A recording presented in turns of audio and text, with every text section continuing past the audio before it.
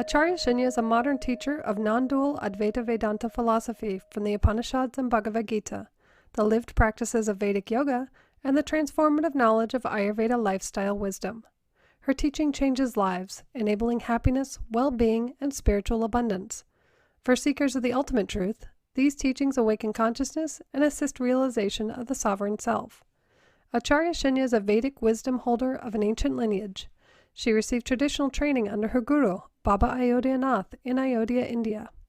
Baba tasked Acharya Shunya to bring these teachings to the modern world. As a teacher who has walked this Vedic path from darkness to light, from emotional bondage to spiritual freedom, Acharya Shunya is uniquely able to dynamically communicate these ancient, subtle teachings to modern students. We welcome you to begin your journey of Vedic studentship with these monthly classes. Please be sure to subscribe to our YouTube channel and Vedic Contemplations Facebook group for ongoing study with Acharya Shunya.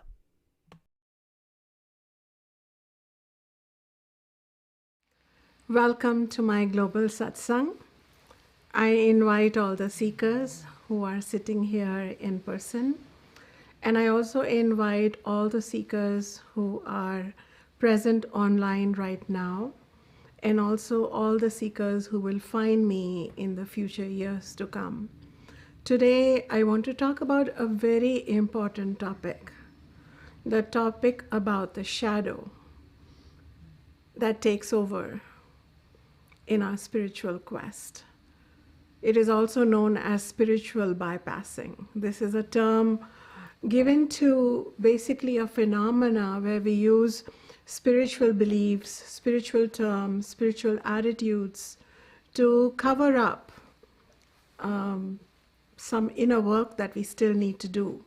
We may have wounds that need addressing. We may have emotional devastation that needs processing.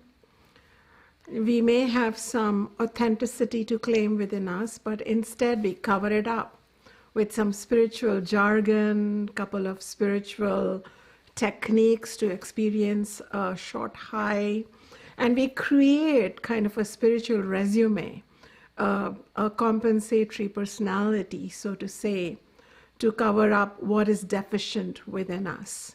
And this term, spiritual bypassing, was created in the 1980s by a Buddhist teacher whose first name I'm remembering, John, but I've forgotten the last name at this moment. But if you look up spiritual bypassing, I'm sure you'll come across that. I think it will help you to inform yourself about spiritual bypassing, because I'm teaching this subject on the request of several students, and recently my publisher also asked me to add a chapter on how do we ensure that that we are actually making a spiritual progress, and we are not just ending up creating another spiritually smart shadow personality that seems to be making progress. But when the what is it? The tire hits the road. Is that what we say, right? When the rubber hits the road, I'm always like, enjoying Western teachings of ways to say things. I'm always experimenting. But when the rubber hits the road, when you're actually faced with a problem or a loss, or a betrayal or a disease, you think that your spiritual capacities are in place, but they're not. And at that time, the shadow disappears and you're just left with where you had started and worse, because you disappoint your own self. Others are shocked too. We are all aware of how this shadow has been operating in the spiritual circles. Swamis, lamas, rinpoches, you name it. All kinds of pundits and people from that big galaxy out there who are supposed to be enlightened, as one scholar put it in an online article that I was reading, and he said, enough Swamis, Rinpoches, and Lamas have been caught with their halo down, brackets, pants down. What is going on here? What's going on here is that when we are making spiritual progress with all our sincerity, we have a skewed way of going about it. And in my analysis, because now I'm going to present my analysis, not what's out there. In my analysis, has been, especially in the Western world, an excessive focus on connecting spirituality with positive thinking, positive events, positive feelings. Whereas the Eastern approach has always connected spirituality with authenticity. There's a difference. So when we are trying to create only a positive life for ourselves and a positive set of values and a positive set of feelings, we're creating almost like a very skewed direction within our own consciousness. And then when we have proceeded on that journey for a while, initially it's really giddy. Have you felt that? You feel really giddy. But afterwards, it almost creates, you become an island unto yourself. You're unable to deal with anything that takes you even a little bit away from positivity. But that is not what the Vedic wisdom, which is the father wisdom of Hinduism, Buddhism, Sikhism, Jainism, which is the ultimate wisdom that has given a whole big, the whole impetus to the oneness movement and the non-duality teachings that are out there in the world. All this stuff has come from the Vedas. But were the Vedas saying that life and spirituality is all about accumulating the positive? Not at all. In fact, I want you to understand first this concept of the shadow/bypassing, and then I want you to understand why it emerged. So I'm going to come back to the Vedas versus the Western teachings. And then we're going to look at what can you do if you are currently bypassing? How can you descend into a deeper journey? How can you stop your mind from playing games with you? Are you ready? Do you all agree that this happens? Yeah. Okay, then let's have the conversation of the century. And if you engage with me, if you are online right now, if you post your questions now or later, we're going to keep talking about it till we get enlightened here and now. That's what we're going to do. We really can become enlightened, as in filled with light, when we approach a topic that is putting us into darkness. So enlightened is not an ultimate experience. It can be a moment-to-moment experience. The word for enlightenment in the Vedas, in the Upanishads, in Sanskrit is moksha. And moksha comes from two words, the kshaya, or the end of mohaha, the delusion. So let's end our delusions about spiritual awakening. Let us achieve a moksha, if not the ultimate moksha. Are you ready for a moksha moment? Are you ready to break through? Then let us talk further. So let me take you back to India, where it all began, and why, and what was the real invitation of the Vedic tradition. So if you go to India with me, if you travel with me to India, and I'll take you to a holy river, like a Ganga, or in my hometown Ayodhya, the Sarayu. In the holy river, in one ghat or in one place, you will find ghat is steps leading to the holy river. You will see that baptism is happening. A new baby has arrived in the world, and all the relatives are dressed in beautiful clothes, and they're singing and chanting, and the baby is being immersed in the holy water to be blessed by the goddess. We consider the river's goddess, embodiment of the goddess, Divine Mother.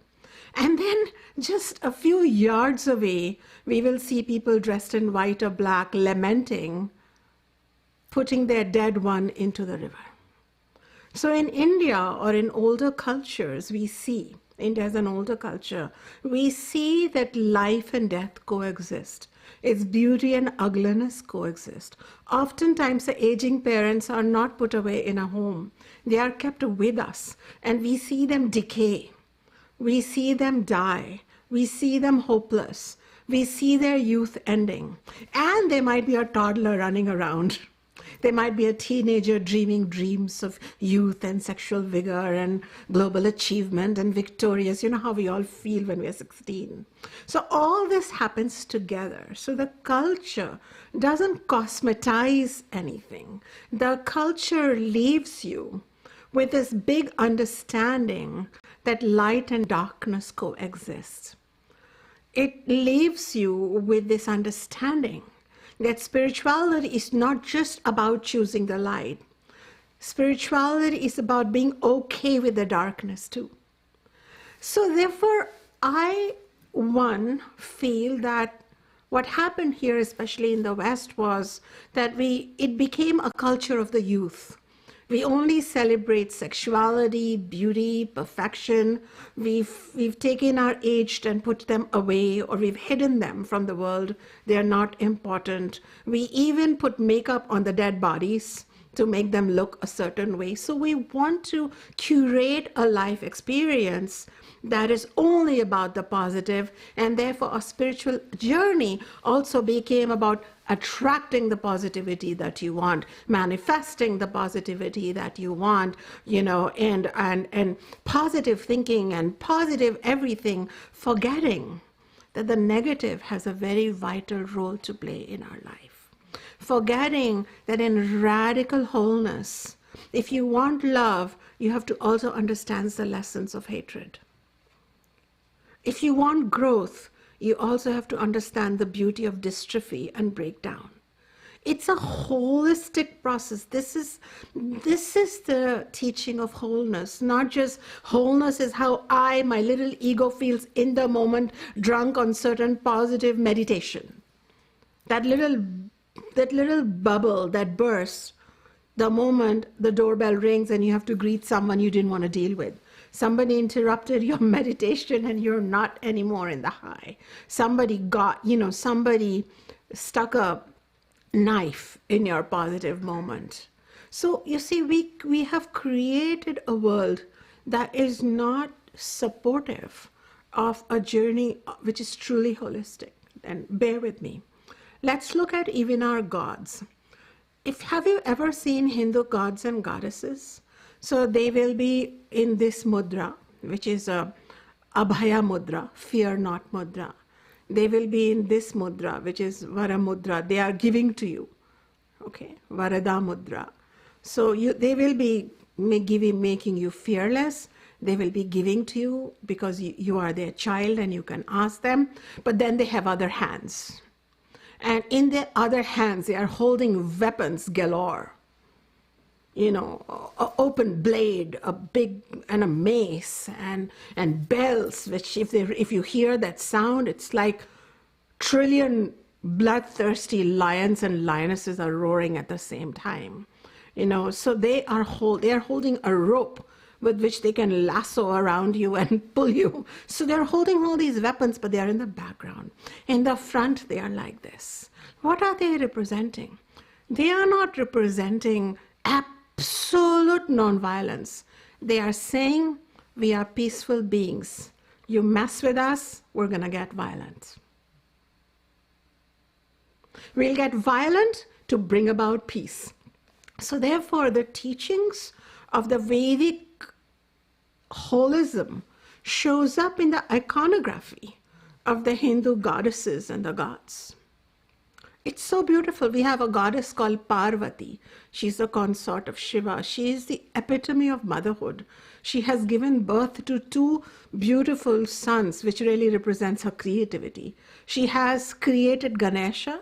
So she has given birth to Ganesha, represents the ability to withstand obstacles, to remove obstacles, and she has given birth to Kartikeya. Kartikeya is a lord who is of courage and, going where he needs to go to be victorious. So she can remove obstacles and she can be victorious. It's all, you have to understand the symbolism behind children and husband. Shiva represents supreme consciousness. And Parvati is a goddess. But do you know that from her sweat, from her outer skin was born, here she is in the sublime domesticity. And then from her skin, literally from her outer shadow, was born Durga. And Durga is a fierce warrior goddess. She doesn't put up with evilness. She doesn't put up with evil qualities within us. And from Durga, even Durga is very strong. But when things got really difficult on this planet, the legend goes that from her third eye was born the shadow goddess Kali. And my God, Kali is bloodthirsty. She even has her tongue hanging out. And she is killing, and she's on a rampage. Now, many biased European scholars who are really playing out their colonial, strain, commenting upon the Hindu gods and goddesses, said we have bloodthirsty, crazy creatures as gods and goddesses with so many hands and legs and, tongues lolling out and weapons. And these are all brute gods and goddesses.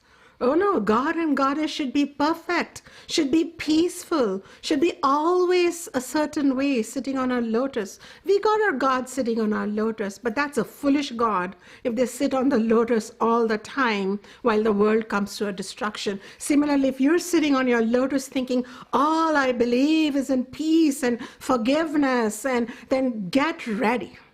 Get ready. You're going to be walked over. That is why Lord Krishna in the Bhagavad Gita scolds his student Arjuna and says, you are not experiencing compassion for your brothers and for your family that is on the opposite side of the war. And you're saying to me, Krishna, let's end the war and go back and have a peaceful retreat. You are having false compassion. Compassion at the wrong time is nothing but moha or delusion. The desire to forgive prematurely is not the greatness of your soul that forgives, but moha or delusion. So it is so interesting that if you look deeply, the Vedic philosophy and the Vedic religion, which is most closely associated to it, Hinduism, has given us nothing but this very clear message that always sow the plants of peace, the seeds of peace, but be ready. Be ready with your inner weapons in case someone crosses that, because you are a royal being and you're not meant to be putting up with abuse or giving abuse. Lord Krishna has said giving abuse and putting up with abuse are equally sinful. Get this. This is the power of the Bhagavad Gita teachings. But unfortunately, all this teaching stopped being given because it felt like gradually we needed to cosmetize everything. So some of it is creeping up even amongst the Hindu Vedic teachers. And absolute beliefs started being taught to us. Now, what are absolute beliefs? Let it go. Let it all go. Okay? Always be grateful. Always. Not be grateful to never use your discernment as to when to let go and when to raise a point. Don't use your discernment as to when to forgive and when to expect restitution or something, or not forgive, because that is what will help that soul ultimately recognize what they need to do. So we were not told discernment, we were given these pithy statements. And that is all life and spirituality has become about. So is this helping you? Does this make sense? Let me know if it's helping you too. Write yes to me. I am a teacher who is teaching this satsang on this very important topic. I hope this will benefit you. It will empower you. Nowhere are the gods telling you to be violent, because they never raise their weapons against anyone who is upholding dharma, righteousness. But they came to your protection, and they come to the protection of their mini universe. Do you have weapons, even if they are just a hint of a weapon or not, is the question. Or are you just simply channeling this positive spirituality with this absolute belief systems? These absolute belief systems don't work much in the day-to-day life. And let me explain what happened here. In the ancient Vedic time, there was no concept of going away from the world to practice your spirituality. So most of the rishis, the seers, were married. Many of them had more than one wife because that was their time. They were not lusty, crazy people. It was just the time of their society where even women could have more than one husband and a man could have more than one wife. Many of them had lovers. They may live in a forest, etc., but they had beautiful social lives, romantic lives, and spiritual lives. It was a complete life. It was only later on, and always, this desire to have a monastic life away from the world, hidden in some faraway cave, was an option left over, but it was not for the masses. Even Lord Krishna in the Bhagavad Gita says, for a bulk of us, it's better to be in the world and reach the peak of the mountain within the world. But really in India, the first teacher who made leaving the world, so to say, okay, and cluster into your own spiritual village or tribe was Lord Buddha. You may be aware of it. Prior to that, most people lived in domestic lives, but he made it popular. He made this call that you can come into the Sangha. And as he made this call, entire villages, males, gave the call to men only. Males would leave and the women were left behind. It's fine. I'm not making a comment on if it was right or wrong. I'm trying to lead you somewhere else. The teachings of Lord Buddha and the teachings that followed of many other teachers were absolute teachings. These were teachings for people who did not have to pay taxes. These were teachings for people who were secure in their Sangha. They were secure under a tree with their teacher. They were really clear where they were heading. Are we sitting with our Buddha under a tree? Do we have that safety? Do we have that guidance? We don't. So when Buddha made that call, he had the courage to take all of these people on, show them the way. Most of us find our teachers occasionally. I am here teaching for 2 hours. You might only listen to me for 30 minutes, if that. We are picking little bits and pieces of teachings here and there. We are not living in the forest. We've not had the courage to let go of our family and not worry about what happens to our children, our pets, our doctor's appointments. We are living in a very here and now world, which is very consumed. Now, if we have absolute values like absolute nonviolence, that Lord Buddha or even Lord Mahavira taught from the Jain school of thought, how will it even work? What if somebody attacks your young teenage girl on the way to school?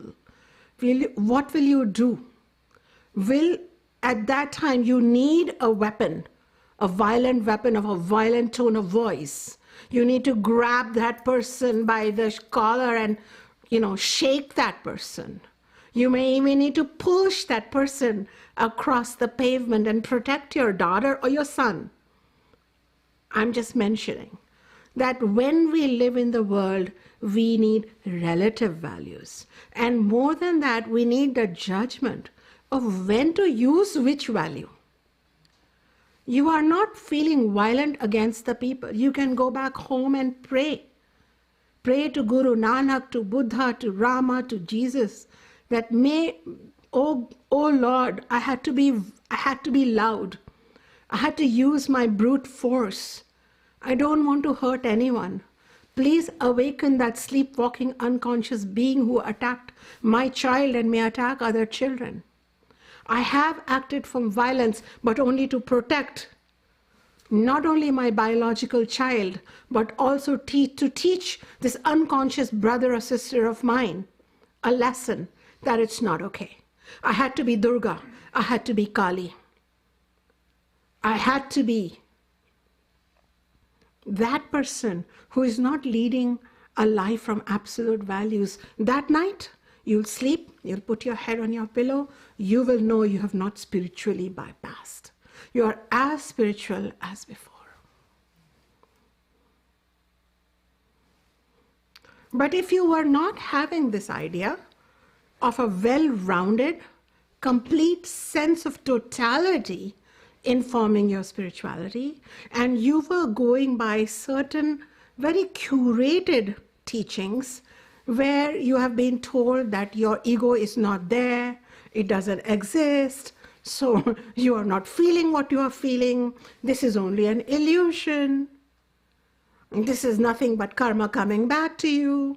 If you just had these little bits and pieces of information, then you will find inept, weak, and ineffective in dealing with your life. And you may at that time find that you are being over pacific, over peaceful, over nice, over accommodating, over kind, exhaustively positive, blindly appreciative, thanking the wrong person for teaching you karmic lessons. I have remembering a story from Baba, my guru, when Baba had said to me that one such person who was bypassing spiritually thousands of years ago in ancient India had learned this little bit of teaching that whoever comes to you and whatever they give you is really God giving it to you, so just take it. So he was walking down the marketplace in ancient India thousands of years ago, and people kept running towards him and saying, a wild elephant is coming. And he said, God is coming. A wild elephant is coming. Oh, don't worry, God is coming. And the whole village emptied out, and he sat there, playing his flute, thinking God's coming. Finally, he heard this wild elephant who had obviously, he was not a normal wild elephant. This elephant had kind of lost his mind, and he was on a killing rampage. And he heard those shrieks, and he kept thinking, God is coming, God is coming. The elephant came, picked him up, raised him 8 feet in the floor, and threw him down, and broke his spine, and then walked away. So he was lying there crying and passed out. And when he opened his eyes, his Gurukulam or his wisdom school friends were helping him. And his teacher was sitting looking at him. And he said, but Guruji, I had heard that whoever is coming your way is God. So I just stood there unprepared. So Guruji looked at him and said, yes, but why do you think God was only in the elephant? Wasn't God in the people who were informing you to make a U-turn and leave? So that's what we do. We become so focused on one way to approach life that we actually become weak. We don't become stronger, we become weaker. I would like to say that there is no one reason why we do this. Because clearly we all do it. When we have trauma, when we have wounds, when we have so much pain that we don't deal with it, we don't just bypass in spiritual areas. We can use our profession and zone out, become numb to everything. We think, well, we're achieving so much in our workplace. We create an artificial personality that is successful, that's calling the shots, that is, creating employment for so many people, etc., etc. And we think we've made it until we find out that we were only professionally bypassing. Similarly, we could be very beautiful. And so we are very sexual, we are very beautiful. Wherever we go, we can attract attention. So we may use our body to bypass something else that we need to. We all know about the one-night stand or getting drunk and passing out, or going dancing when somebody important is dying in your family. Why? Because we don't want to deal with it. So bypassing is not just your faults, it is human beings' collective imperative to recognize that we don't want to bypass, we want to pass through whatever is happening. So if you want to pass through whatever is happening, I would like to teach you some of the ways that I like to go through the difficult things that happen in my life. I'll be right back after this short break. We're talking about spiritual bypassing. We're talking about what can we do from an understanding of the deeper Vedic wisdom that came inbuilt with an idea that human beings can bypass. And so how not to bypass, how not to develop a shadow during our spiritual quest, but actually make authentic leaps and, really become comfortable with life in all its colors, the darkness, the light, and the in-betweens. One example that I gave in a previous session was how the dharmic, how the gods and goddesses are embodiment of peace and abundance and beauty and fertility, but they also hold weapons because they can be violent if need be. But their violence is not the violence of lust, the violence of selfishness, the violence of ego. They are violent. They are not violent themselves. They can resort to violent means for dharma. So there is a dharmic violence. There is, and they will do what it takes. They might prevent it. It might be the last resort. But if it is the last resort, then they will not hesitate back. In the Mahabharata, in the Bhagavad Gita, we have a story of a character called Arjuna, who has to go to war against, unfortunately, his own family members who have not, been worthy of really being his family members. They have connived against him. His cousins have stolen his kingdom from him. They have humiliated his wife in public. All kinds of things have happened, and so the war is going to happen. And Arjuna asks his teacher Krishna that, what should I do? I don't really want to go to war with them. And Krishna says, well, we have, Krishna is God incarnate, Vishnu incarnate, and Krishna says we have exhausted all other ways. And the only way to restore balance to these people's consciousness, our life and humanity, is now to go to war. And Lord Krishna teaches 4 ways of dealing with conflicting situations. Not just, let's think positive thoughts. Let's just chant Om. Let's just imagine a light. It's not like that.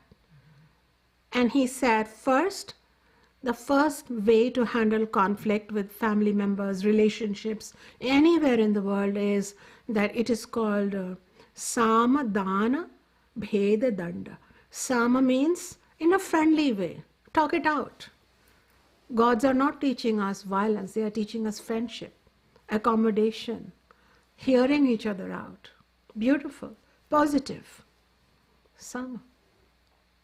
The next one is dana. Sometimes it is popularly known as dhamma, but it is dana. Dana means, okay, the person may or may not deserve something from you, but you're generous. So you give another person a chance. You dana, you give. Okay. But you're doing it consciously, not because you're scripted. I must always give. No. You have tried a mutual positivity. Now you're gifting. Okay. I understand that. You speak in a tone that is not acceptable to me, but I'm not going to make a big deal out of it. I'll give you another chance. Because I understand that you come from a background where people screamed in your family all the time. That's why you scream, so I'll let it go. I'll accommodate you. But then we don't just go on accommodating for the rest of the life and then spend all your money buying books on codependence. The next one is if the person doesn't lift their end of the bargain, because it's a mutual thing, you also deserve love and respect. At that point, the third intervention is called bheda. Separate yourself from that person. If not physically, emotionally. Say, I can only spend 10 minutes of my time with you when you are in a good space. I will not spend the other time with you. I have to sit with my teacher Satsang. I have to go for a walk. I'm going for a dance session. Lead your own life. Veda, separate. And finally, when even that doesn't end and the person is coming and every time you turn around they're screaming at you, you have to do danda, punish them. You might have to pick up the 911 in our case. You won't pick up a bullet and you won't pick up a bow and arrow and shoot them, but you're going to then say enough, or you might. So this is called danda. Do you like it? It's so progressive. And doing all of this is spiritual because you're conscious throughout it. You're exercising your choices. You're not just scripted in believing some, what you said, nuggets of spirituality, and then trying to live up to that spiritual resume, that did I uphold that nugget or not. We have to talk a little bit about teachers who give nuggets. They don't go deeper into the teaching, so they make nuggets and give it to you, and that's all you have is nuggets to use. And we also have to talk about students who don't want to make time for teachers who are giving the deeper teachings. Nowadays, someone like me who likes to teach deeply, I am available. Students are not available. They don't want to learn deeply. I'm not talking about you and you. I'm talking about generally. Generally, people just want a superficial experience with spirituality. They generally want to pick and choose. Therefore, the deep teaching is not possible.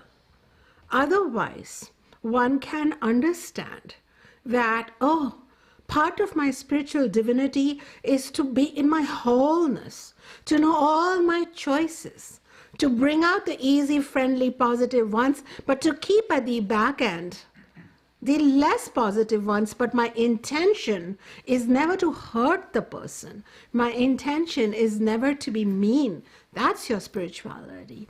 So therefore, absolute beliefs were taught by certain religions, teachers, but in the pure Vedic tradition, the bigger truth is about right judgment, right decision, right examination, and what is reality versus what we have imagined. So this is one thing. So the very knowledge as one solution can be that one, you should understand that I don't want to live my spiritual journey from a handful of feel-good, pithy statements and teachings. I want to live a fierce, bold, passionate, beautiful, peaceful, judicious, smart person. And I don't want to be so predictable either. I want to be the person that I need to be in a given situation. If you are going to treat me with respect, first up, I will treat you with respect. If you show some disrespect, second up, I might accommodate you a little bit thinking you have a bad day. Third up, if you go on being disrespectful to me, I shall avoid you. I may not even show up at the place where you are showing up if you are disrespectful. I will definitely not invite you to my Diwali party. Number 4. Number 4. If you continue to be disrespectful, my spiritual choice may not be disrespectful to you, but I might write you an open letter. I might talk to a lawyer. See, what are my 21st century options? I might confront you peacefully. Now, you can call me violent for confronting you. That's okay. But my inner being will feel very comfortable. How is the shadow created is a very important thing. When we go on behaving in a certain way that we have concluded we should behave because we are spiritual, then all the other sets of emotions and feelings that don't match this prefabricated spiritual personality get pushed away into a basket which becomes the shadow. The shadow in Sanskrit is known as Chaya. So what is born is a Chaya Jiva. It is not a Jiva Atma, we all are only a minuscule part of our spiritual totality known as Atma, and that human being is known as Jiva. But when that Jiva is only living in your mind, it's a fabricated personality, it is a Chaya Jiva. This Chaya lives, eats, opines, thinks, behaves, copulates, judges, prays, and even dies believing what it believes. And those beliefs never get a reality check. And this Chaya, this shadow self, goes to the spiritual teacher's satsang. This shadow self judiciously picks things from the teacher's satsang to match whatever it already believes in. Otherwise, it drops the teacher and finds another teacher, or another book, or another course to create its own version of spirituality. So it is not even your ego, it is a marooned part of your ego.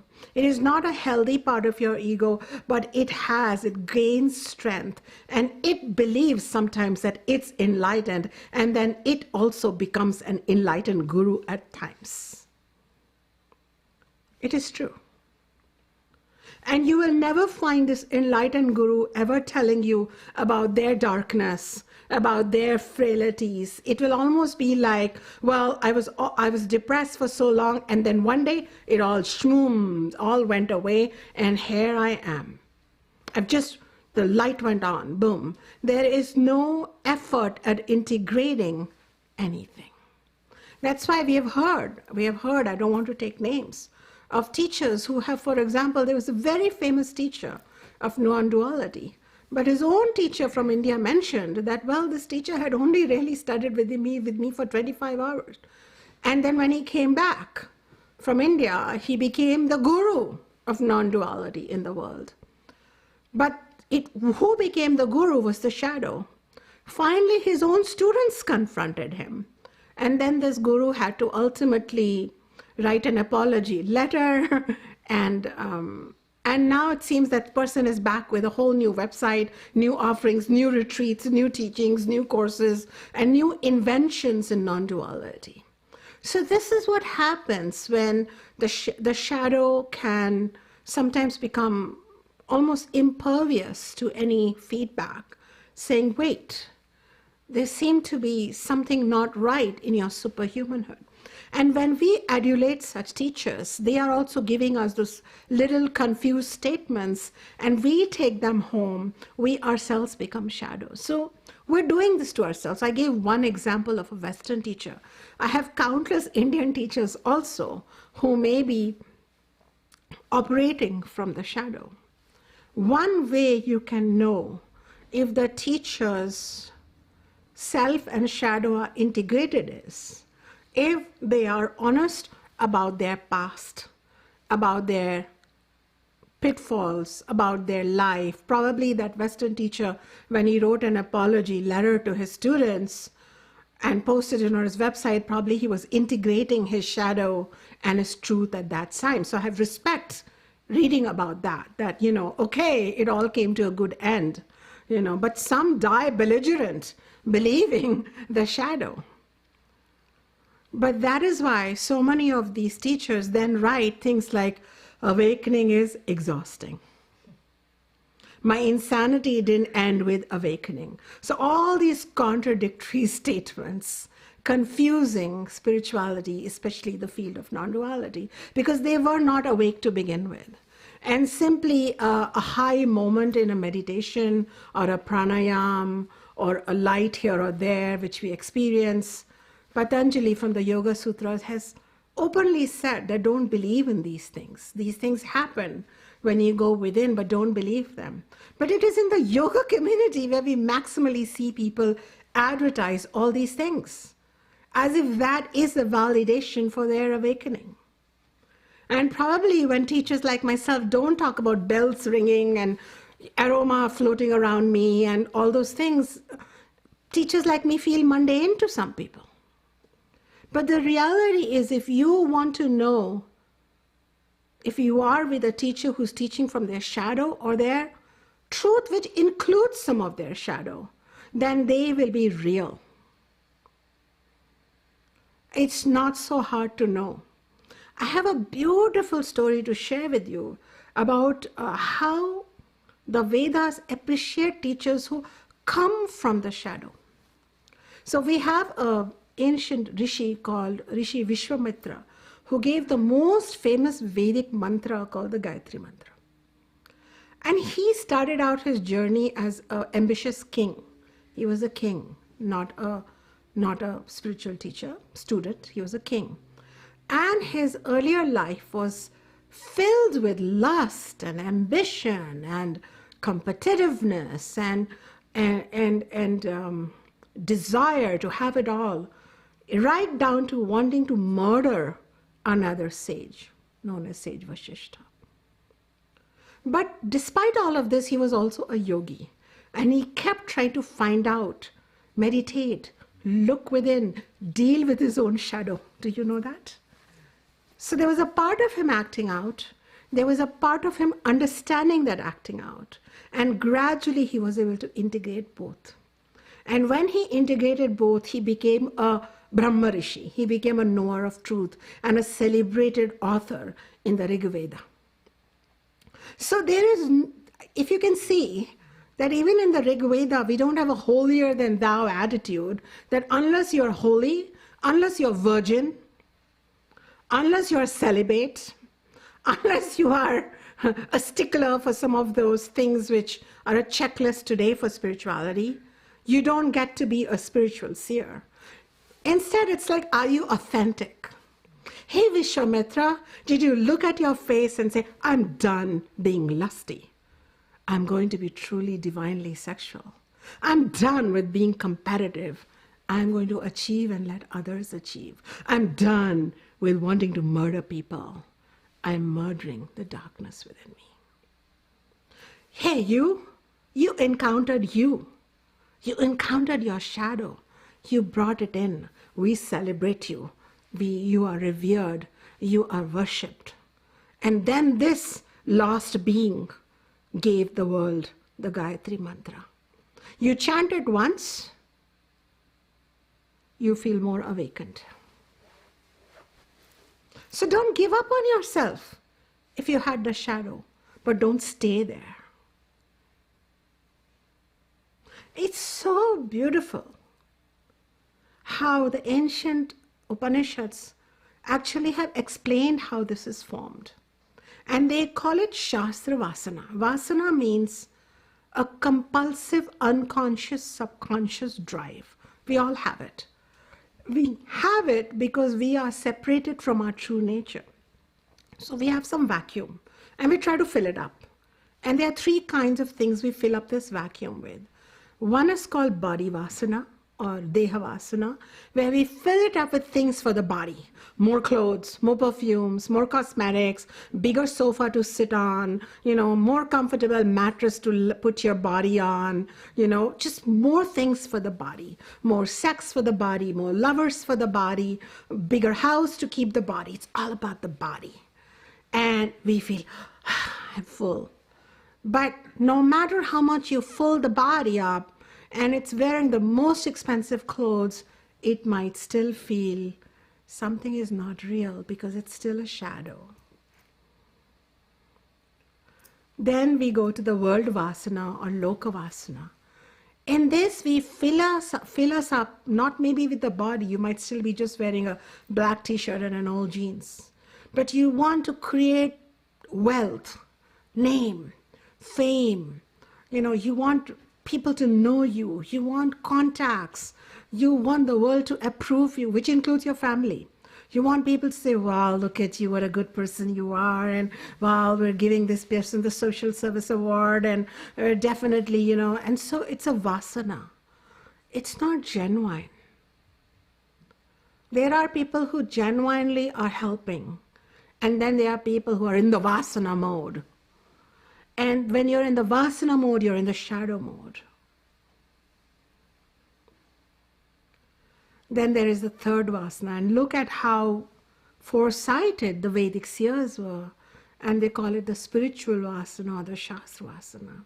Apparently, even thousands of years ago, people would say, I'm not going to live like Vishwamitra did, deal with my stuff, process it. Do you know, he was very delayed in his enlightenment. He took the time he took, and so many times he had to start from scratch. His story goes like that. He's like, oh boy, I'm going to go back there and deal with my anger, deal with this, deal with that. So there was no, like, I sat down and I woke up. There's no such thing. So he is one of the most delayed seers, but such a role model for the rest of us, because it was authentic for him. He represents how human beings become seers. But for whole other people, what they do is they memorize pithy statements, they speak inspirational quotes, they chant mantras, they're teaching, they reduce everything down to the same thing like prana, chakra, tantra, mantra, dharma, karma, and it's all just down to those few things. And wait, you must do this kriya and that pranayam, and that's going to answer everything. So we pick up all these things and we create this whole being, or we create a whole being, and we parrot it again and again, and we teach it to others, and we recruit people to do what we are doing. Color therapy, rainbow therapy, hair therapy, bone therapy, this, that, small things, but it's a vasana. Sometimes you don't do anything and you shed a few tears, genuine tears, and that may be more spiritual. And it may do more for you than everything you have done in the last 20 years in the name of spirituality. It takes guts to be vulnerable with your own pain and to be vulnerable with another's pain. We meet somebody with pain and we tell them right away, you need to come to my Guruji. They'll fix you. And you need to do this therapy and you need to chant that mantra. I also give mantras, and I'm also a healer. I'm just talking about that unconsciousness that makes us sign up for things blindly, believe in them, quote them, think of them, but don't let it saturate our being and descend deeper. So this is known as Shastra Vasana. In Shastra Vasana, you could be at the feet of a great spiritual teacher, and you could completely not be touched by their knowledge because the vasana is within you. Why are vasanas happening? The best way to counteract this unconscious vasana type behavior is the following. If you have vasanas, you have been up till now leading a life that is very driven by what you see. Close your eyes more often. Pull inside yourself, spend some quality time, even be bored. Dare to be bored. And then you will see that in that boredom, when you're not checking your phone, when you're not necessarily memorizing something to show somebody, you will find that you had to see something. You had to see some anger. Doesn't mean with anger you pick up a gun. That's not what I'm teaching. Please understand that. I'm not teaching violence. But you might need to feel that anger and then come to a conclusion of what do you need to do about the anger. Because anger, for example, is an emotion that wants to inform you of something. Every emotion has a purpose. I've taught a whole series. We should release those series at some time on genuine emotions. But there is this whole thing about positive emotions. Again, it's done such a spin on us. But what about the negative emotions? Is our creator cuckoo? Is retarded to create emotions like shame, fear, guilt? They have very therapeutic and spiritual purpose. Anger, when it comes up, often wants to inform us of some boundary transgression. Fear comes up so that we can protect ourselves. Guilt comes up so that we can clean up our act. Shame comes up. Not we're always shamed by others. Internal shame that comes up maybe when we are not acting from our highest intention. Everything has a purpose. So, but when you're quiet, when you're more inward, You have to dare to start befriending your silence, your solitude. You have to have a more inner life. Then you might be able to feel what you were meant to feel.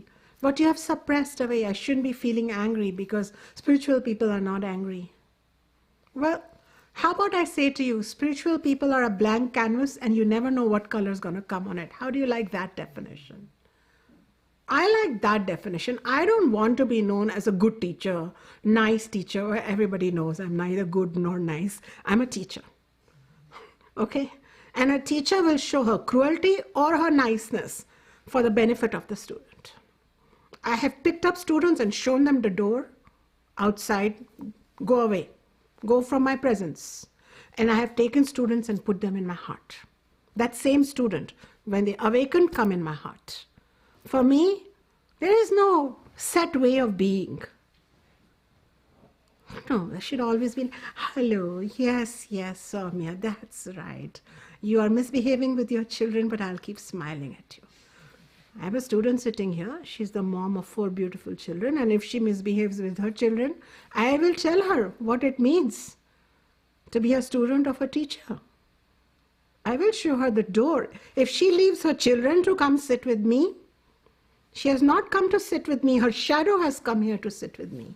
Because the authentic Soumya will come and sit with me only after her children are fully taken care of. She has come and sitting at my feet after many, many months.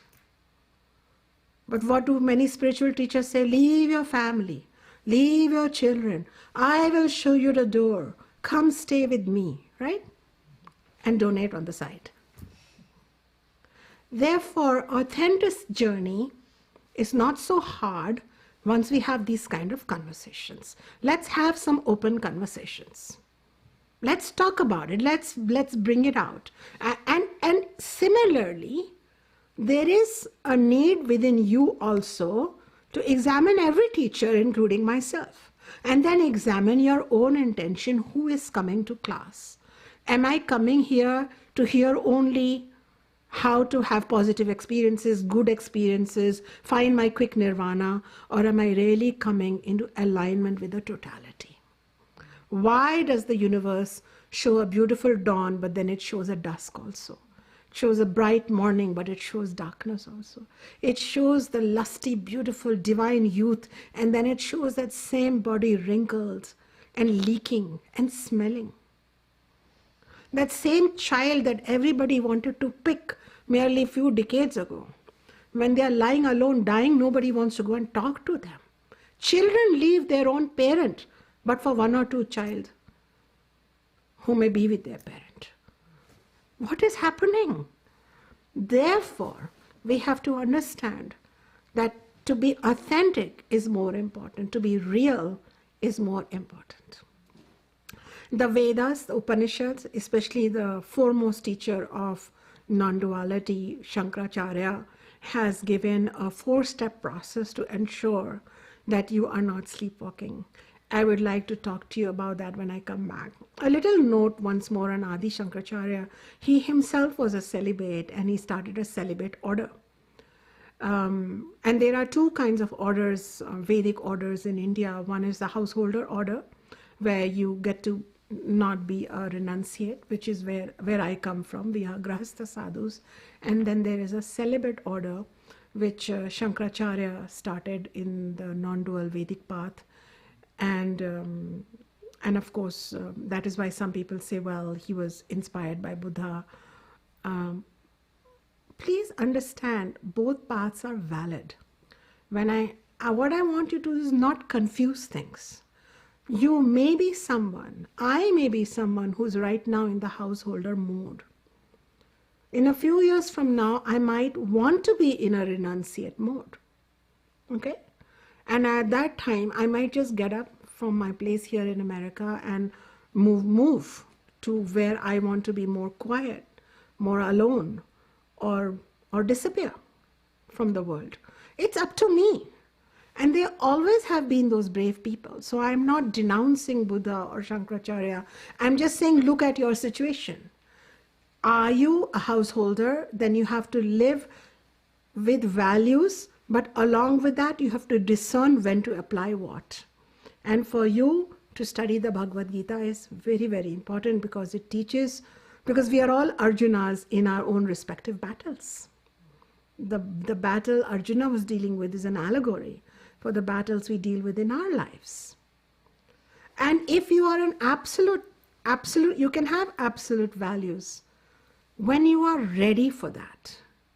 But what happens today is, we go to India, we find a teacher, and we and we are living with, we have sexual partners, we have children, we have absolute values. It's all a bad mix. It's a tossed salad. There was a reason why there was defined lifestyles, defined obligations on them, and expectations of what level of which value you will uphold. Okay? We have my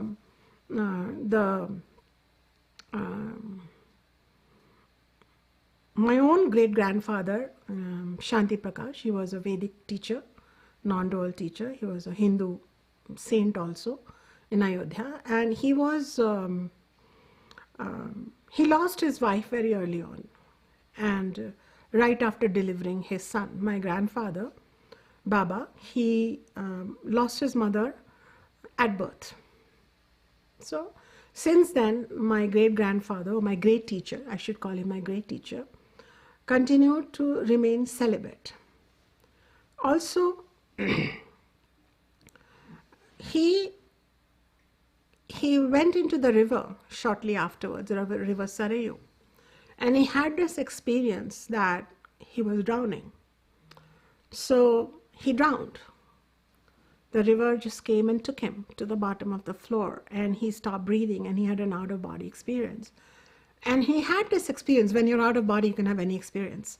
So he had this experience that Divine Mother came to him as river goddess Sarayu and spoke to him, and he said, well, all these, it's fine, I'm totally ready, because when you've been studying the Vedas, you know life and death are two aspects of a eternal consciousness. But he said, but I have only received in life, I have not given back. So it's up to you, Mother.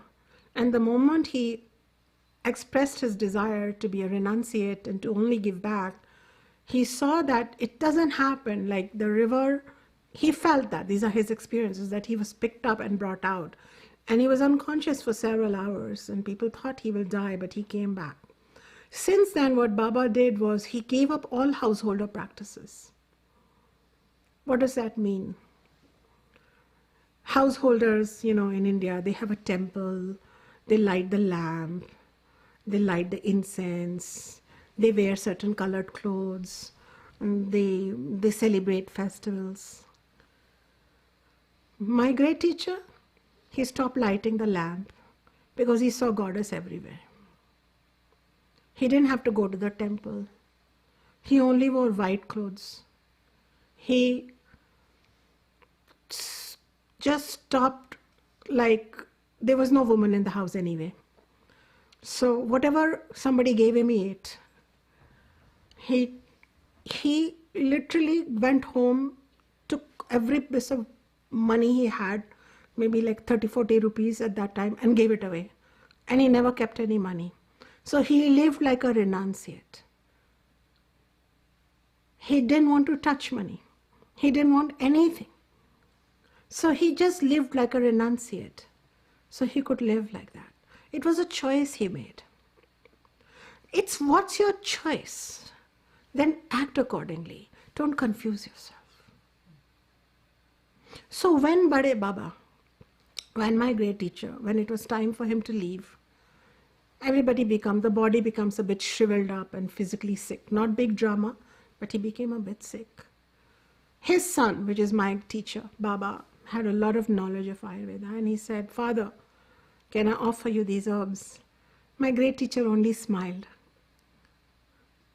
He said, I am totally in great place. I don't even want to extend this body.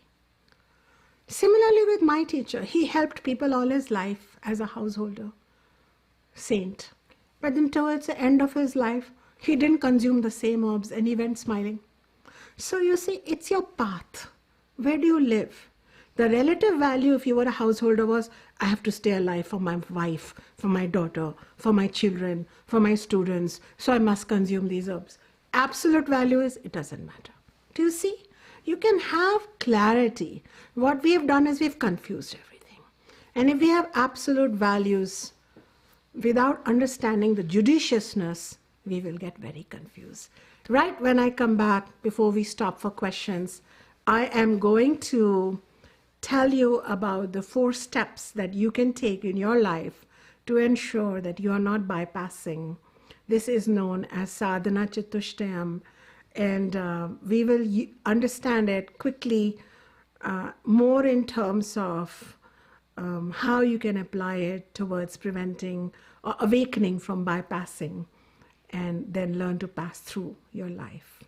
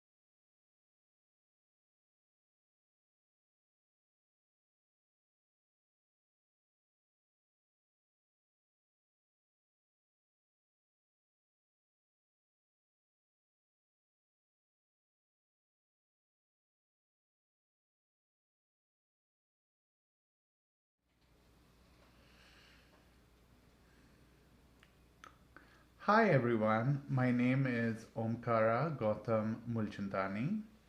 I have been a student of Shunyaji's for the past 2 years. I would like to share a personal story with all of you today. A year ago, I had lost my mother. I was also in the midst of a career transition and suffered tremendous losses. I was mired with self-doubt, confusion, depression, and reflecting on today's teachings, probably caught up in my own shadow of trying to be a people pleaser and not living an authentic life. Over the past years, by reviewing Shunyaji's teachings, her blogs, learning to cook, although not that successfully from recipes in her book, practicing self-healing practices like keeping a marigold by my heart to release sorrow and suffering, I've been able to get myself up. Today I stand strong, happier, and grateful for my teacher and the wonderful community that she has grown. Our loving teacher guides us every day towards our inner light. Our teacher has done so much to not only benefit me, but you online, and her programming can benefit future generations. Today I invite you to support and join me in donating to Vedika Global. Please visit vedikaglobal.org and click on the donate button. The donations that you make today and over the next few months support the development of rich programming, programs, courses, online forums, etc. can all help us develop and come into a true integration and live from authenticity and make the world a brighter place. That's what Shunyaji allows us to do. The non-dual wisdom that she does teach from the heart allows us to come and integrate with our true self. So again, please, I invite you to support me and join me in making a donation and a pledge today. Please visit vedikaglobal.org. This is from our hearts, and from my heart, I thank you, Shunyaji, and the lineage for all the blessings. Again, please join me in donating. Visit vedikaglobal.org today. And now, over to Shunyaji. Thank you, everyone.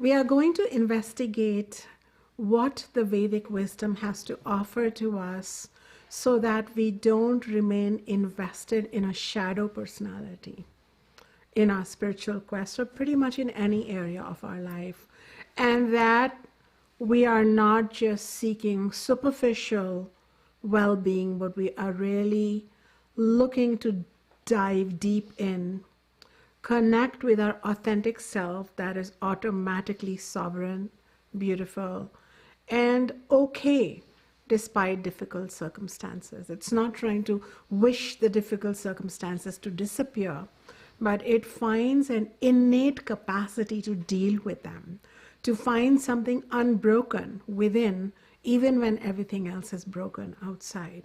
So we want to be able to look at that.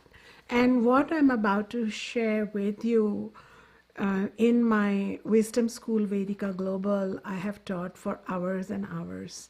And I'm hoping that at least I can begin you thinking in a certain way, and down the road, if you're interested and you show your excitement, then I shall bring all this teaching out in the public and teach you also these 4 steps. So these 4 steps are known as sadhana chatushtam. Sadhana literally means a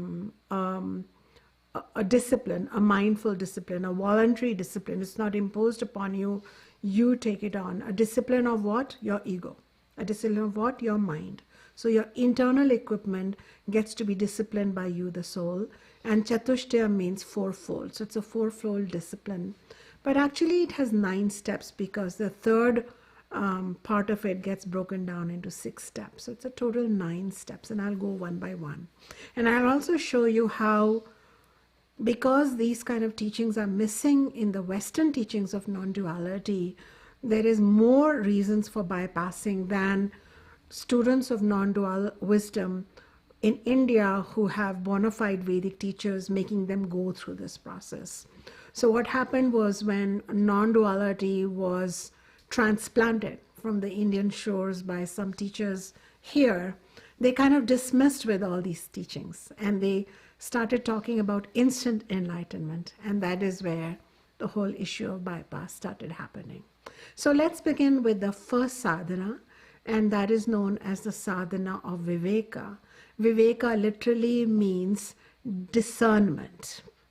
And what are you discerning? Every moment you look at your own mind and you discern if what I am thinking is coming from my shadow or coming from an authentic place within me. And you shall know it's coming from a shadow, because way deep down you already know what is shadow within you and what is real. Am I right or not? We know it, we just don't pause. So when we don't pause, the shadow starts driving our car. But if we say, excuse me, you go in the back seat, thank you, we don't have to kick it out. So you go in the back seat, it's our evolutionary baggage, you go in the back seat, I'll drive the car. So for example, I'm a spiritual teacher, and my uncle right now is, one of my maternal uncles is very, very sick. He's just had a major surgery for many years. And I was, with him in person. I've been with him mentally, emotionally, in every which way. I'm involved in that issue. Now, if some tears come up in me, and because I remember how important he is to me and to my family, and I immediately call it down. That doesn't suit you. You're a spiritual teacher. You should think there is no life, there is no death, and some such thing. I can behave like that. But instead I have to say, wait, what about my vulnerable self? My 10-year-old, my 9-year-old, my 18-year-old, and even my 50-something-year-old values this person. I understand that he's an eternal being, but I kind of am fond of him in this physical body. So it's okay to shed a few tears. It doesn't take away my crowning glory as an Acharya. Those tears, and even my discussing it right now, are clearly not under the control of my shadow. They are part of my authentic self. So I could stand, I could sit in meditation, I could drop my tears, and at the same time, I'm strong. Do you see? Those tears didn't make me weak. Those tears are the complete tapestry of who I am. But whenever we believe we invest in the shadow, you will feel pressure in your heart. You will feel an discomfort because the shadow is only the shadow.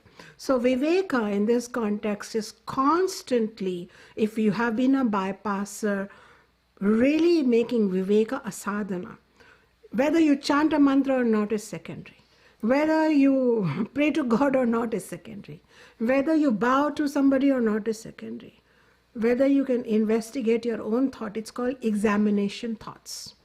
You examine them and you allow them or you counter them. So this is first you look at them, discerning. The second sadhana is called vairagyam. This is such a confused word. And this has caused so much. It has caused collective bypassing in India and the world. Vairagya means, raga means delusion or color. And vairaga means decoloring something. So vairagyam happens after you've done viveka. You realize all these thoughts about spiritual teachers don't cry. Spiritual teachers don't love their maternal uncle. Spiritual teachers don't... this is not real, this is false. So, and my mind is colored with this fallness. So vairagyam is moving away from it mentally. Do you see that? You won't find any other spiritual teacher on the planet telling you I shed tears for my maternal uncle. And in case I'm feeling less spiritual to you, that's your shadow judging me.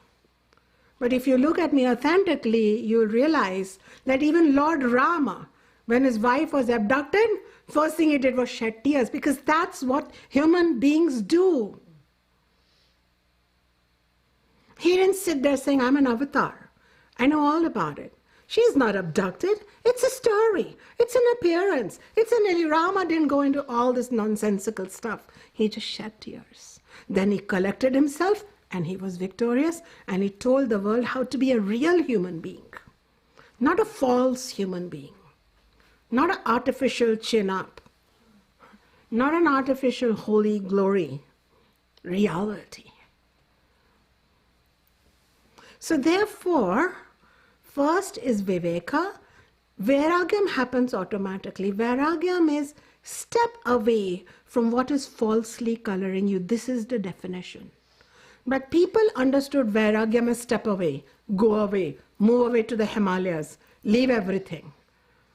And so now in India you find a whole bunch of people, if you go to Rishikesh, Varanasi or the Himalayas, roaming around. Who are you? I'm a Bairagi. I have left the world. In the meantime, I'm begging you for food. I'm high on hashish.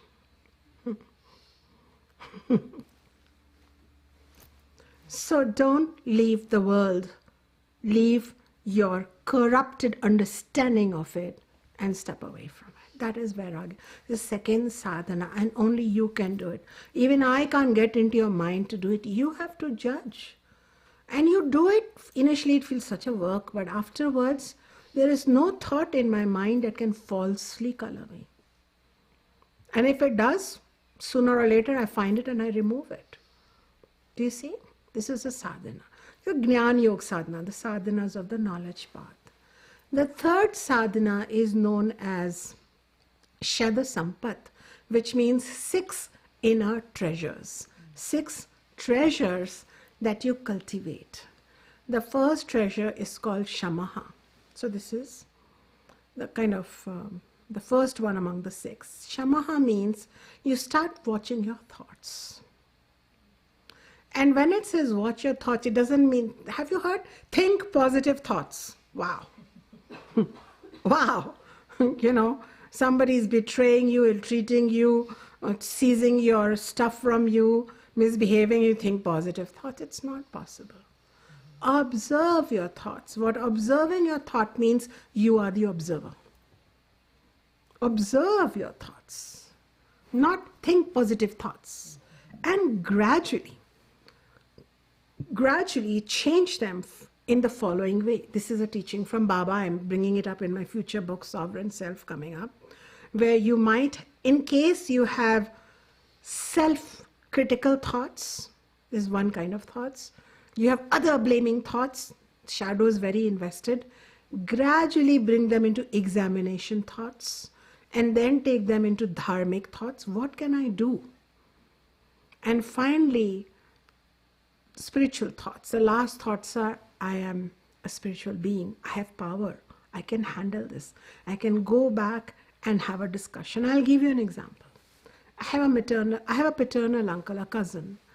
And you talk to any cousin of my age group and we all have some baggage from him because he was emotionally, he was kind of like a joy killer.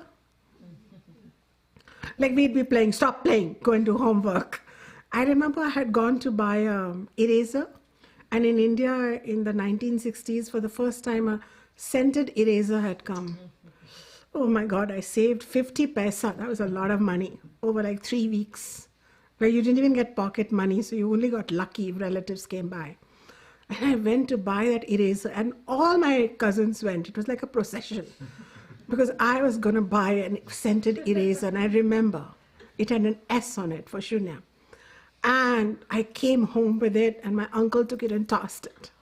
He's like, you're wasting things on Western products. So he didn't know how to come and live here and, you know, become kind of a scented eraser of the mind. He didn't know all that. He just like threw it. So that trauma kind of remains. If you want to gift me anything, you can gift me scented erasers.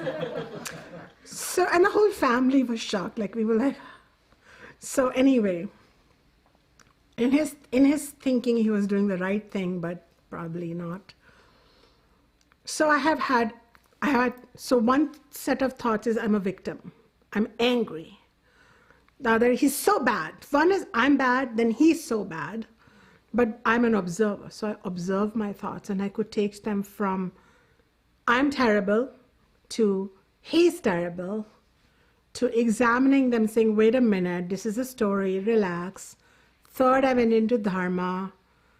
Yeah, you know, he's not a very awake person. And he's definitely, you know, unconscious and doesn't know how to treat with children.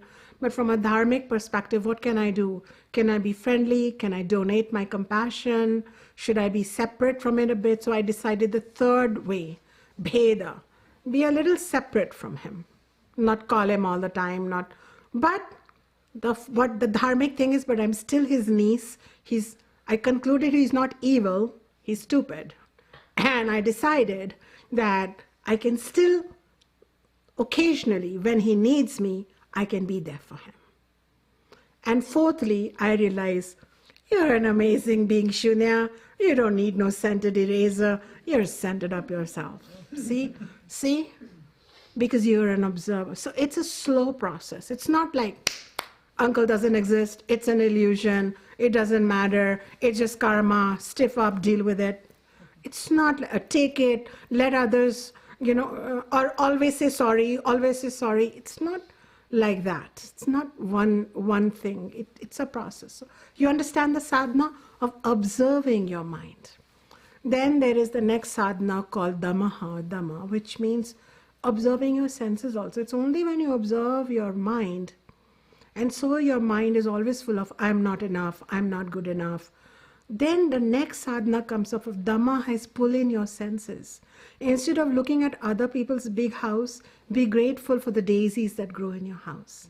Instead of looking at other people's Facebook pictures, be grateful for, you know, hot water running in your tub. You know, it's like use your senses, pull them in, curate them, use your senses to read spiritual good books from teachers who are not teaching from the shadow, scriptures, Vedas, Bhagavad Gita. Use your ears to curate an experience. Does that help? Okay. Rather than letting them wander around and, you know, and strengthen the shadow. Okay.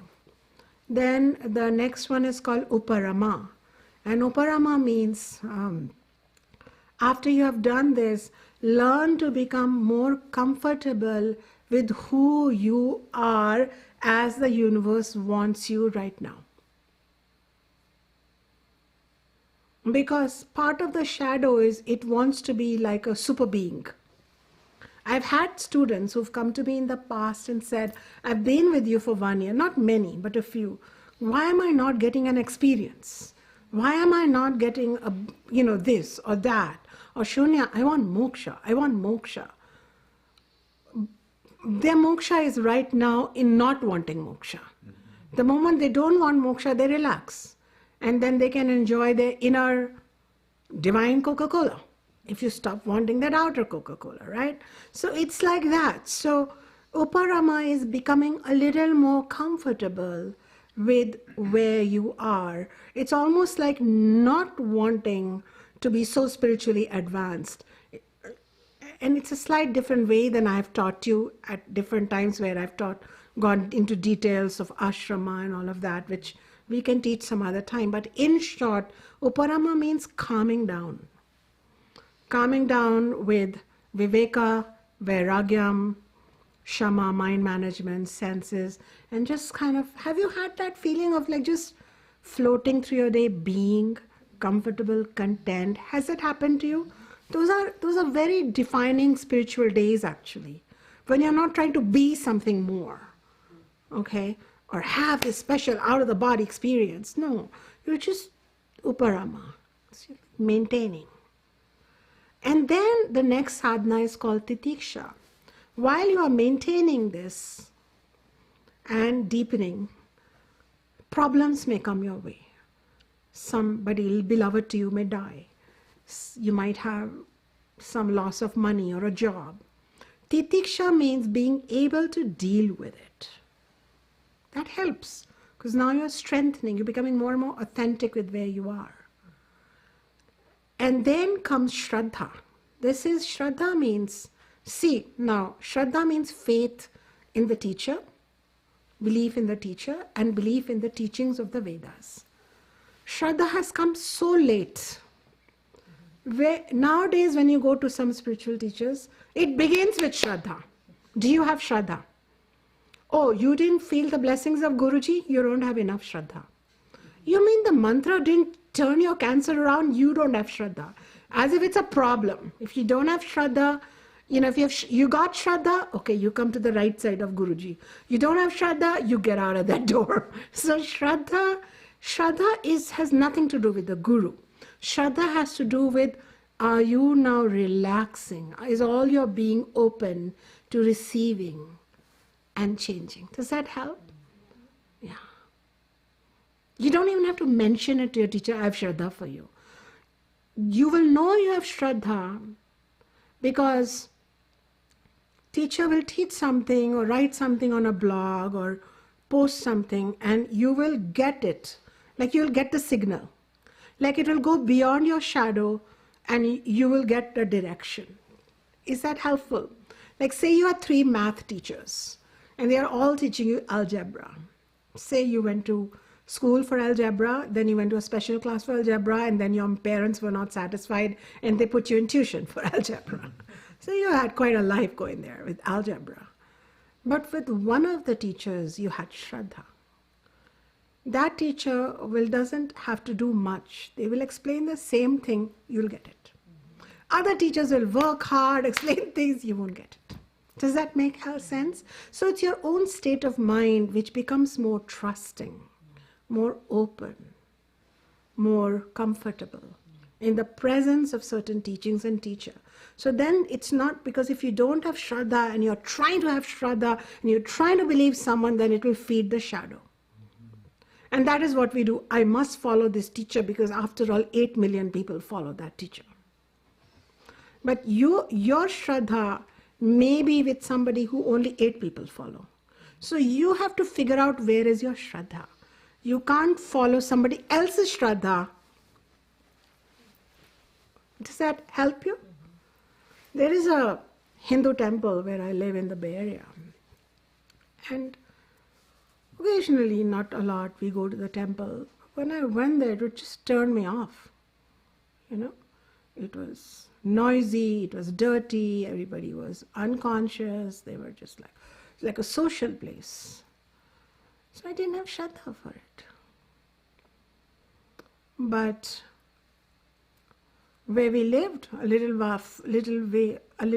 few hours away, was a Buddhist place. I'm not a practicing Buddhist, but that's the place where I find Krishna. So sometimes I would go sit there. Where is your Shraddha? There was another place you could hike to and sit down on a rock. I found gods coming to me there. That was my temple. So just because everybody goes, so you go, that's your temple, that teacher, that temple, that pilgrimage place, you are feeding your shadow self. And today you can see that we don't get to take our decisions. Social media takes that decision for us. Websites take that decision for us. Media takes that decision for us. Journalists take that decision for us. So we have, in a way, the biggest spiritual teachers are those who may have written the biggest book.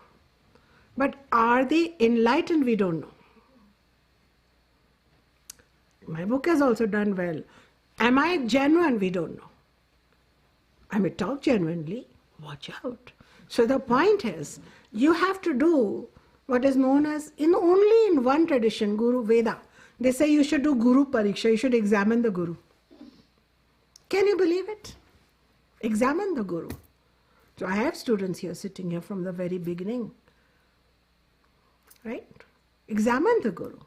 The teacher should be able to, because if the teacher is coming from their shadow will have slips. Shadow will have rages. Shadow will have oops moments. I mean, I'm talking about the shadow rage. I'm not talking about the dharmic rage.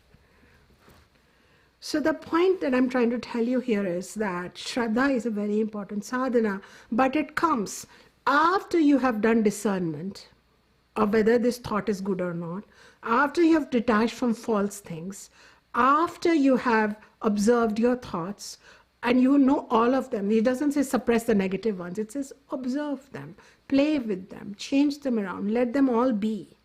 You've moved in your senses, you're comfortable, you're dealing with ups and downs, and then you realize this teacher or this path is really the way it is making me stronger every day. That is Shraddha. Finally, then that leads to Samadhanam, or it is a sadhana of enjoying a calm mind. Now, this is another teaching I want to give you. In the pop spirituality, calm mind is no big deal. Nobody wants a calm mind anymore. Everybody wants a super mind. Everybody wants to manifest. Everybody wants to attract. Everybody wants to live the life that nobody has lived. So we're creating all these seductions in spirituality. And samadhana means you're okay with bad things in your life. You're okay with bad people in your life. Isn't this any less superhuman? Samadhana means you have reached a new mind. The mind, your mind and God's mind are talking. You are surrounded by death, depravity, distractions, and you are connected. This is very important. This is what Buddha was teaching. This is what Nanak was teaching. This is what Jesus was teaching. They were not teaching pop spirituality. If you look in the depth of religions, they were teaching you how to be equanimous. Were they not? In this state of equanimity, so 6 virtues we are developing. Then the 4th step comes up, which is called mumukshutvam, the desire for spiritual liberation. So 8 steps before you become mumukshutvam, you desire moksha. In our case, you go to any workshop, okay, 6 steps to self-realization, 6 days to nirvana. Aren't we seeing these kind of workshops now more and more? Yeah? Soul unplugged. It's like, what is the soul and where is it unplugging from? I recently saw that. Soul unplugged. I can understand ego unplugged, mind unplugged. Soul unplugged. Okay. So we are in that, like we've worsened the situation for ourselves. So the need to have these kind of open conversations, the need to not blame anyone, but to look at our own gullibility. the desire, if you have led your life through spiritual bypassing, you may be in a habit of bypassing. So you maybe even seeking some psychotherapy, if need be. Maybe having a support group of bypassers so that you can all be real and then not bypass together, but but go through together. But like bringing it out in the open, saying, oh shoot, my shadow got me again. Fortunately, if you are with a speech teacher who speaks the truth, you won't be able to bypass too long. I've had students who've had huge shadows. There are certain students who say, I have a shadow and I want to work through it. I'm seeking therapy, or Shunyaji, tell me more about it. I'm using sadhana chatushtayam. So there are all these tools. And then I have students who deny, I have no shadow. I have no shadow. Then I prick them, and then their shadow explodes. So I am a shadow picker. So be careful. Don't die to come close to me, because pick you. Okay. So we end at this point, and we are going to start Q&A. So we have some questions, but not a lot. But if I do have 15 minutes or so I'm going to answer a few questions that I have. And if you want to send your questions in about the shadow, about bypassing, about the 4 or 9 step method of staying shadow free, even if you didn't get the method, at least you can appreciate the attention and the systematic, slow and steady process of spirituality versus the quick feel good. And all of this really happened when Vedanta was taken away from the Upanishads by the Western teachers and kind of promoted as out of body, out of mind kind of experience. And they kind of do still talk about, going beyond the ego, but then they dismissed all the ego purifying practices or sadhanas. I think it's a bit conceitful to take a system out of its natural full context, contort it the way you want to, and then present it as the same science. That's why there is a lot of confusion in Vedanta, Advaita, Neo-Vedanta versus classical Vedanta. There is no classical and Neo. There's only one Advaita Vedanta from the Upanishads. Its most prominent exponent is Shankaracharya. And even though Shankaracharya expounded the monastic path, he did not denounce the householder path because it remained a personal choice for us. So I'll be right back to answer your questions.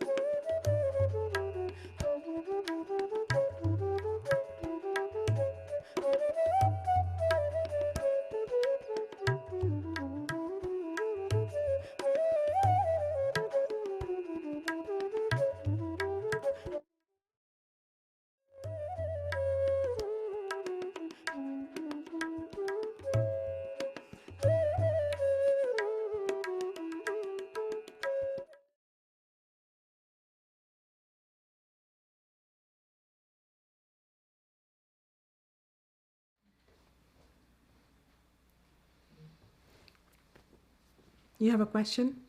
Yes. Well, Shunyaji, thank you. Everyone has stated that this was a profound teaching today, very enlightening, and also dismissed a lot of absolute beliefs of letting go. So truly thank you from the audience.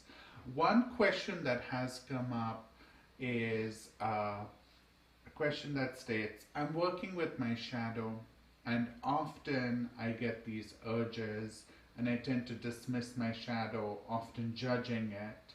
And then it comes back stronger and harder and knocks me down, and I fall into unconscious behaviors and actions.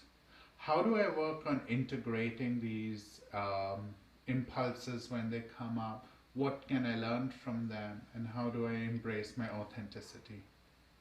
Very good question. So once again, a deeper knowledge is required here, even to know what is a vasana and what is a genuine desire that deserves to be fulfilled. Not everything needs to be judged. So what we are all suffering collectively from, we have a collective shadow, and that can only go away through knowledge. That is why knowledge is the biggest gift a human being can give us, a tradition can give us, which the Vedas and the Rishis have given us. So sometimes, for example, we are judging ourselves for a vasana. Now, this whole concept of judging goes away when we realize that the shadow is not our mistake. The shadow is not our mistake or our failure. The shadow has come up, and it is a collective phenomena, because what the Vedas explain that there is pure consciousness and then there is a shadow called Maya. And this Maya is like a spell in each one of ours mind. And this spell makes us forget that we are worthy beings. We're actually very smart, and the whole wisdom of the Vedas lives inside us. But because of this spell, we start chasing it outside, and we end up sometimes chasing the worthy things, but most of the times we get tired out in the chase. We pant and we get tired, and we make compromises, and we feel unfulfilled. So one, it's not personal to you. I think my teacher Baba, my great teacher, I can tell you myself, I have been, I'm a shadow fighter, and we all are, to be honest, So one is, let's change the word from judgment to I understand my shadow. It's like, say you have a 2-year-old and the 2-year-old is having a tantrum. So would we slap the 2-year-old, or would we just understand? Okay, that's one thing.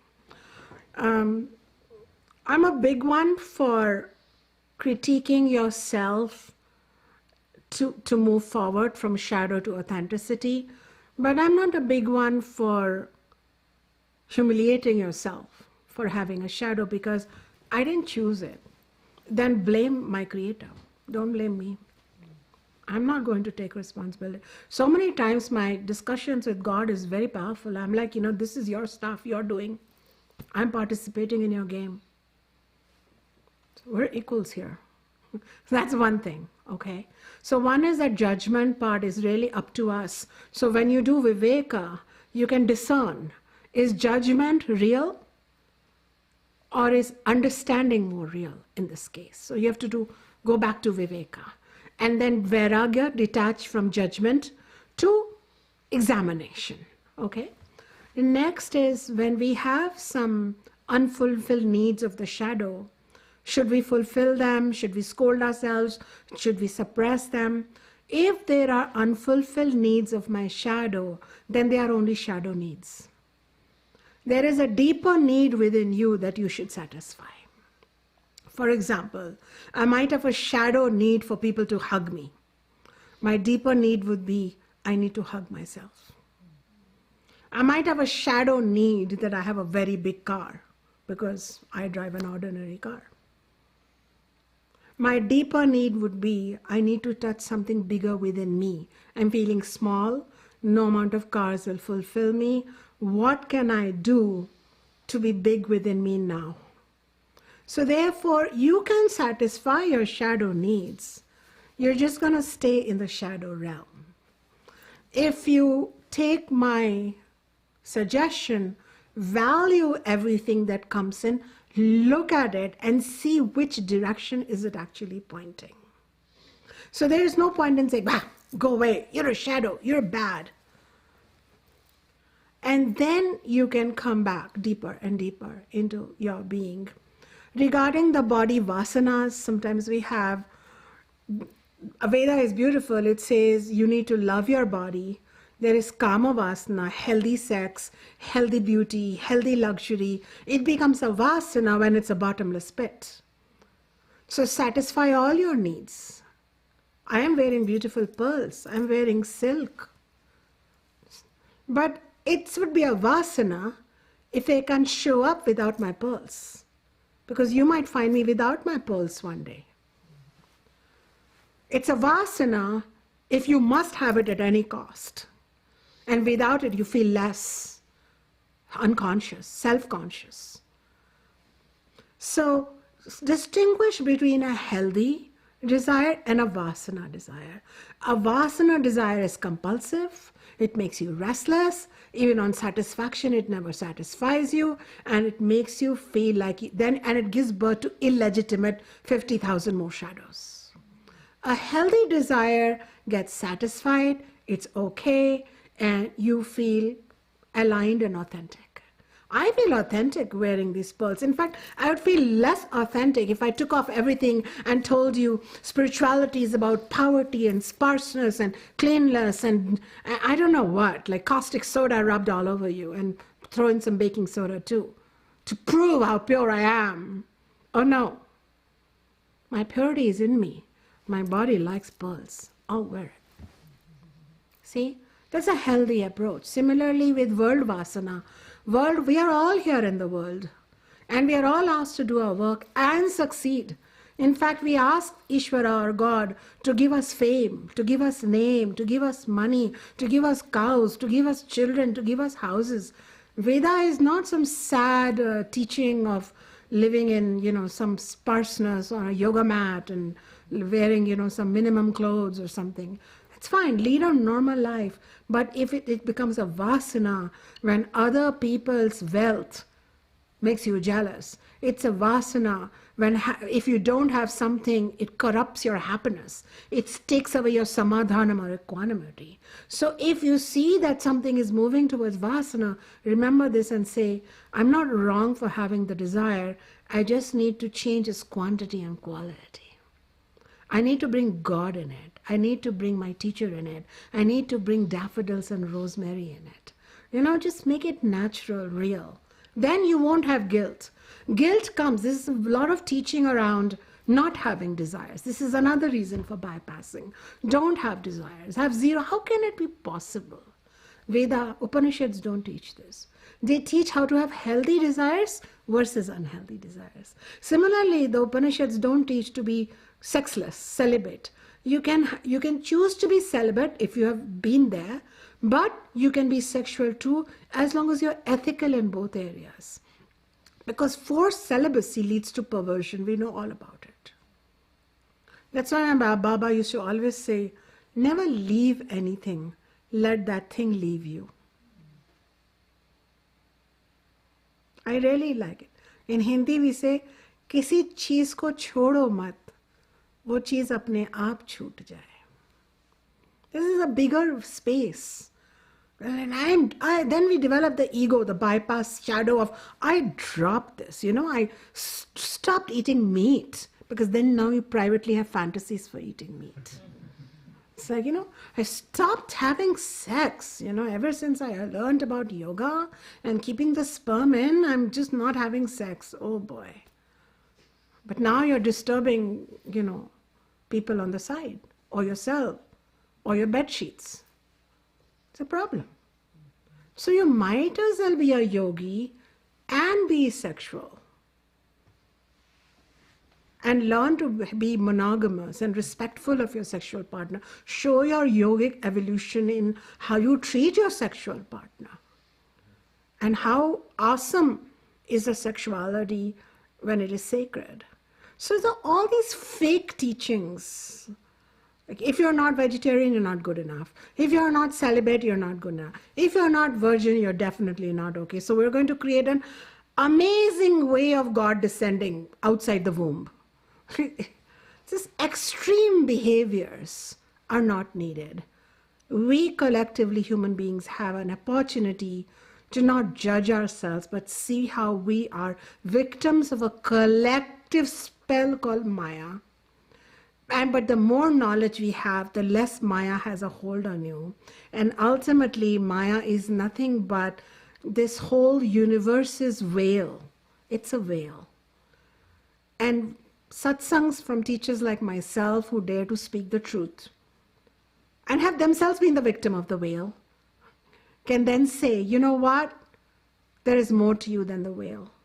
And you don't need to judge yourself, and you can satisfy all your desires within the reasonable universal boundaries, which nobody needs to tell you, you know them. And stop trying to use your body, brain, intellect, ego to be something more, jump out of your body, create a crazy new mind. Humanity is doing just fine. We need more peace, more acceptance of ourselves and people who don't look like us, pray like us, or copulate like us. Because even sexism, racism, homophobia, all of this comes from the collective shadow. But the more authentic we become, when I find something authentic in me, I find that in you. I find that in you. I find that in you. And there are people of different colors and different body types sitting here. It doesn't matter. Because that authentic vision will make everything authentic. The shadow vision will make everything blurry. I hope this helps you. With this, we end. Thank you so much for joining my global satsang. This is becoming a really fun place for me to speak to you, my heart. You can, of course, keep sending me your questions. You can write them even now. Share me your comments. Let's start waking up personally, at least from our own shadows. And then you can spread the word and share these teachings so that others also who are spending all this energy, time, and money on spiritual awakening but are unable to really understand it can lift that veil, and they'll find their authentic self smiling and waiting for them. Thank you.